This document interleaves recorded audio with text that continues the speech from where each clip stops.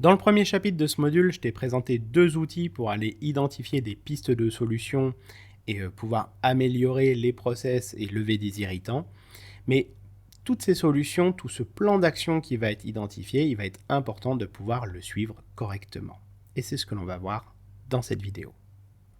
Les plans d'action, on en a dans tous les sens et l'idée, ça va être justement dans cet outil, le PAC, le plan d'amélioration continue, d'aller tout rassembler dans un même endroit. Tu vas retrouver par exemple les PSS qui vont venir générer des plans d'action avec un comité de suivi qui va être dédié. Les revues de process, même chose. Tu vas avoir aussi tout ce qui va découler des incidents de production qui ont été identifiés, etc. Et donc à chaque fois, chacun va avoir son plan d'action et chacun va avoir son organe de suivi. Alors, c'est bien, parce que ça le mérite déjà d'exister, mais ça peut être un peu amélioré.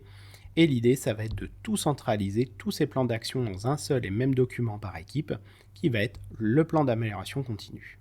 L'idée, ça va être de regrouper justement tous ces différents plans d'action dans un seul et même document, qui pourra être utilisé comme ça pour le suivi qui va être adéquat, par exemple pour les PSS, entre le facilitateur et les participants. Mais après, pour la diffusion au sein de l'équipe, l'idée, ça va être de s'assurer que ce soit fait une fois par semaine lors de la réunion hebdo. On va pouvoir présenter les différentes entrées que l'on met dedans et l'avancée et les sorties qu'il pourrait y avoir, et parler également des échéances pour s'assurer que personne ne loupe le coche. Et ce sera également un support intéressant pour créer ton dashboard lors de ton suivi d'équipe avec ton N+1.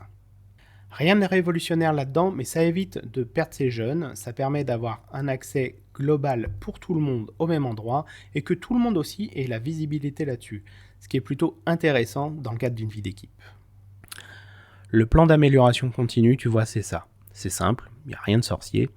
L'idée, c'est d'aller mettre les différentes actions que tu peux avoir avec un verbe d'action, d'aller mettre un statut, donc à savoir si c'est clos, si c'est abandonné ou si c'est en cours, d'aller mettre à chaque fois l'unique personne qui est en charge et qui est responsable de cette action.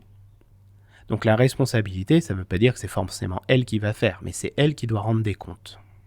La source, donc c'est d'où vient cette action. Est-ce que ça vient d'une PSS? Est-ce que ça vient d'une revue de process? Est-ce que ça vient d'un incident qui a été identifié ou je ne sais quoi? Bref, ça te permet de retrouver tes jeunes. La date à laquelle l'action a été renseignée, la deadline qui est identifiée, et lorsqu'elle est clôturée ou abandonnée, sa date de clôture. Les bénéfices qui vont être attendus par rapport à l'action, ça permet de mesurer in fine l'efficacité et se rappeler le pourquoi on le fait. Et enfin, un commentaire, parce qu'il peut y avoir besoin de mettre un commentaire libre. Libre à toi après de rajouter d'autres colonnes si tu as besoin de faire des filtres pour des suivis particuliers, bien entendu sans toi libre. Mais là au moins tu as la structure de base qui te permet de piloter l'ensemble de tes plans d'action dans un seul document. C'est tout pour cette vidéo et on se retrouve dans la prochaine.